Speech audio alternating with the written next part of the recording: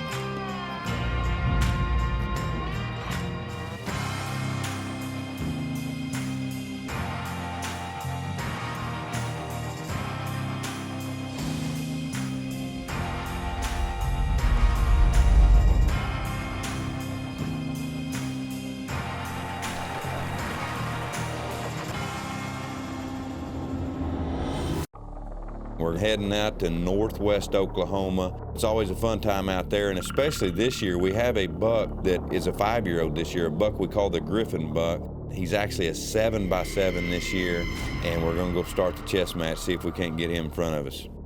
We're all gonna have 20 deer around us tonight. And you get that many deer around you, you definitely could get one downwind pretty easy. We're gonna slip in here. It's perfect wind, perfect conditions for early season. Temperature drop about 20 degrees. Well, first hunt of the year, and as always, running a little bit late. As we're walking in, I look up, and sure enough, I see some does walking right at us. We need to move right here. We probably kill one of them. They're coming right at us.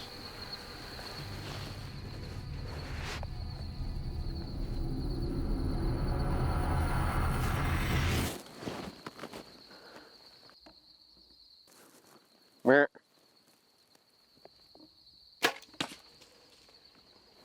We're going in to shoot a buck for sure, but those are everywhere. We got way too many of them. It may have messed up our night. We might have just got in there too late, I don't know, but we're gonna go right now. I hung this set probably 5 years ago, and I hung another set right over there. Anyway, Daniel shot freak right over out of that set. A lot of big deer in this area. Tonight, we're after a big 7x7. Well, man, I was so jacked up going into this stand. There's so much history there. This is just a place where you're going to see bucks. I was hunting a 7x7 that I call the Griffin Buck, a deer that I knew was 5 years old, a deer that I knew would be hard to get in the daylight, but I really felt good about this situation. We were going to have a perfect wind, a perfect access, and I was just hoping that we could beat the noses of as many deer as I knew we'd probably going to have as they were heading to that wheat field. But regardless what happens tonight, we already got a doe on the ground, done our part with deer management, and back straps will be good back at camp. Galatians 1:10 is what I got written on it. Bible verse, Galatians 1:10. Basically, this verse says, am I still trying to please man? If I was still trying to please man, I'm not a servant of the King. So, reminder to serve God.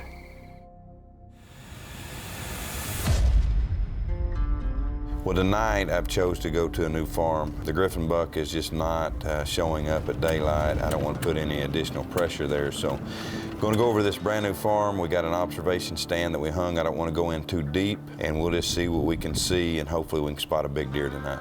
It's October 12th, and we're sitting in the stand we call the View. It's an observation stand, but you can still kill out of it.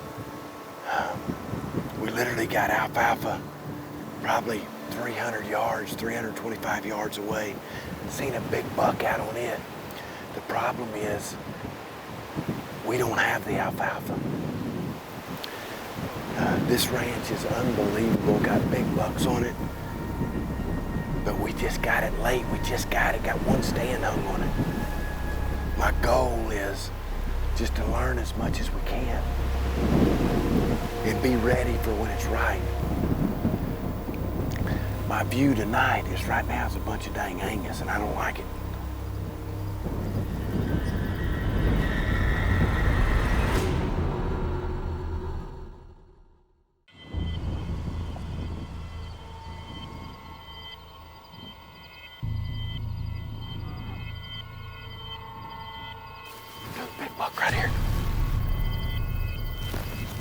Big deer coming right up through here.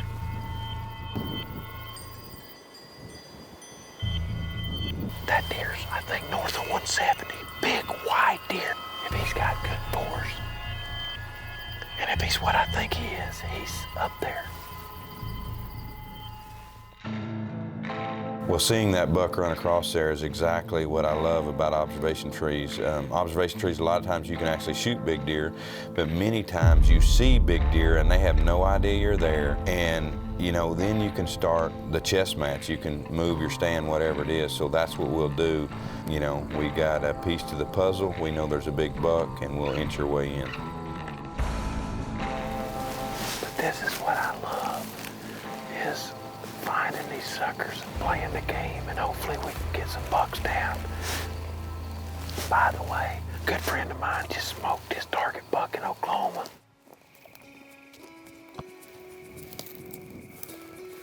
Oh, right there. There he lay. Hey, He's a stud. congrats, brother. Big one up there, boy. Yeah, you'll be tough to match that. You know, guys, we've been doing this hunt in northwest Oklahoma with Realtree for many years, and then Academies now has been coming, what?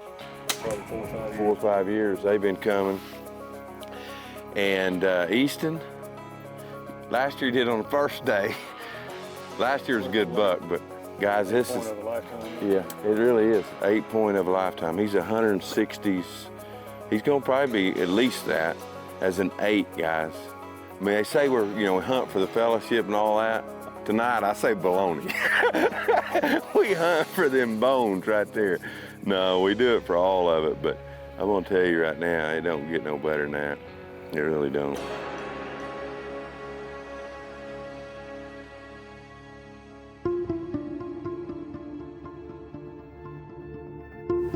I can see a ton of deer on the outbound. I already seen a pretty good buck right here to our right. Hopefully we see a big deer coming right at us here. We're after a big deer that we saw last night. We'll see what we see. Well, it's not often that I go in early season in the morning, but this particular observation stand, I felt like we could get in with a great wind, great access, and maybe learn something new. Really big deer right out here. A big 8 point, probably mid-50s, mature. I will shoot him if he comes over here.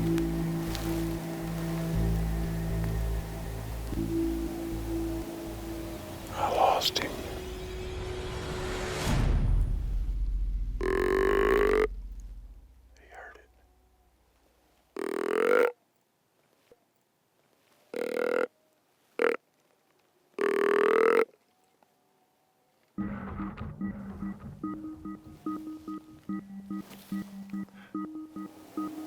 Making a scrape.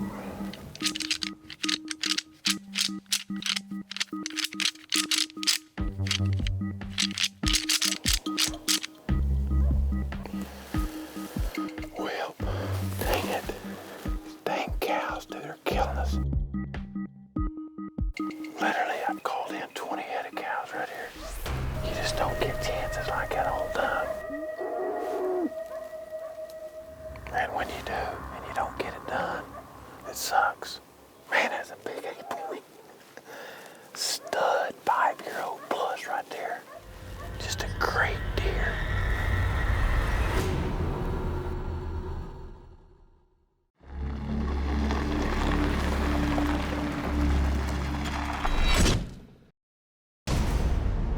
It's what deer hunters live for right here. Cold fronts, you know, we're October 24th, 25th here. So coinciding with frustrated bucks, cold weather, yeah, it's good stuff.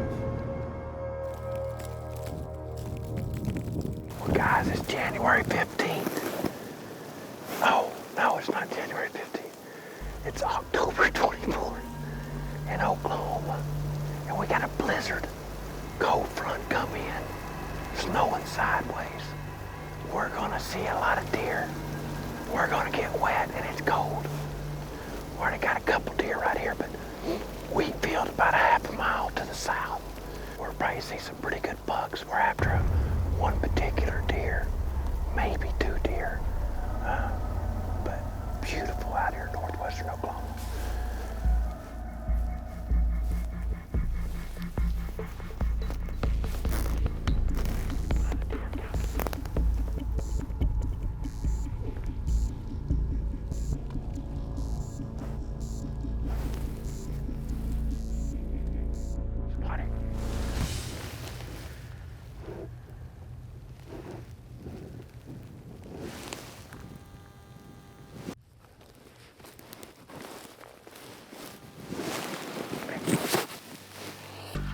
Well, as this big 9 approaches, I knew he was big, but I knew he was a younger type deer, maybe 3.5, maybe 4 at the oldest. And I knew that if we just let him go, he could be a giant in the years to come. And besides that, I had pretty much one deer on my mind, and that was the Griffin Buck.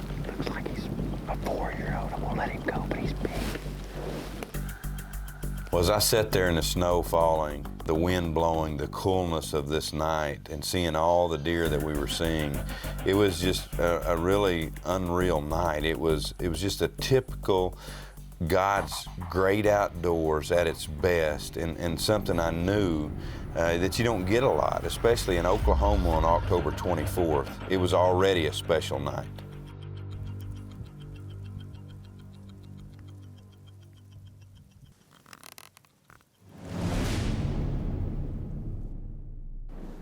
Well, I'm standing at a place that really doesn't look that good. I mean, the first time I ever laid eyes on this spot, you know, it's been years ago, I thought, you know, this could be all right. And the landowner just told us how many deer came through here.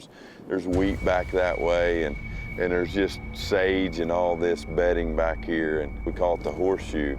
You know, this is where Daniel shot Freak, a 200-inch deer right here, run around. We felt like we were late because it had already started to snow, and I crawled up in this ladder here with a northwest wind blowing and snow just coming sideways. And deer immediately were all over. Probably 155 walked right here across, and we passed him, snow hitting him. With that wind and that access and just sitting still, and we were hunting a buck that is just, he's known for not showing up in daylight, and it made him even harder to hunt. Dude, that's him right here. Here he comes. Yeah.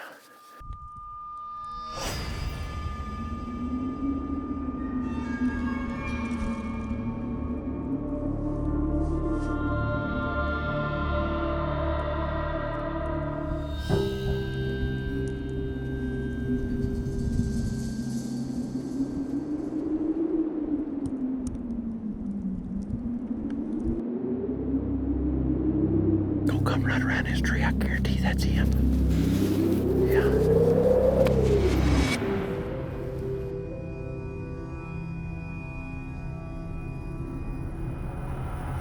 I just don't know. I got snow all over my bow.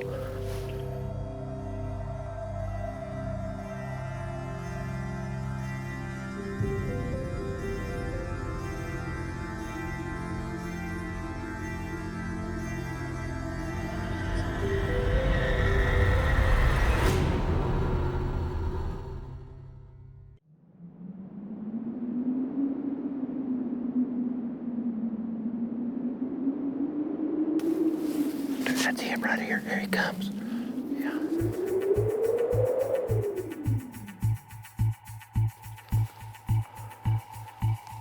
That's the deer we're in here after.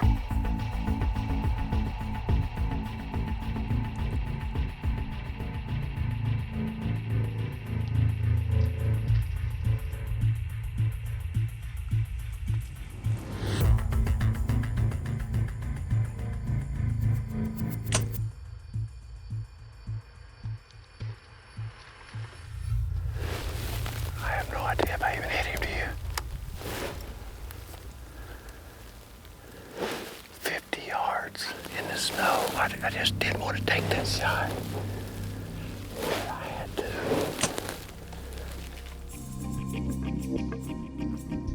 I don't know.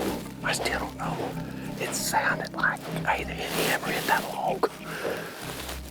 Take a look at the footage. That's a big deer. That's the deer we come in here after.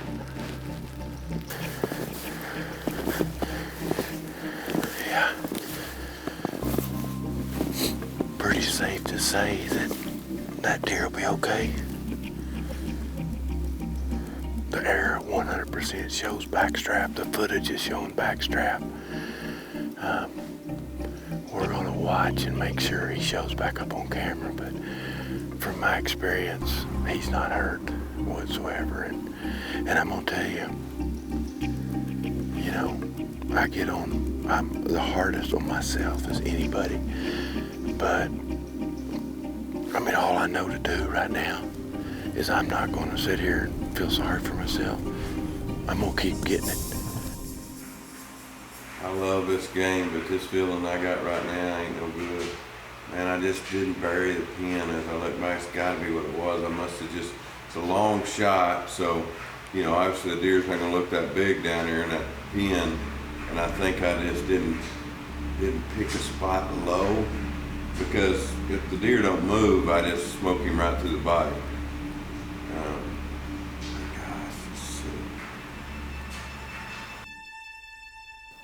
If I had any lesson for you on this, a couple things, is there's a history spot. If you have a deer hunting spot, you got to find that history, and history comes with obviously having it for a little bit, but you find those history spots that work. Then the other thing I would tell you is history that doesn't work, it probably will never change. Makes me want to brush his tree in, but I look at it, I mean, there's no way he saw us. So if you got places that are deer are always smelling you or whatever, you got to change it. So this is one that works, and it can work at all times of the year, but particularly as October developed.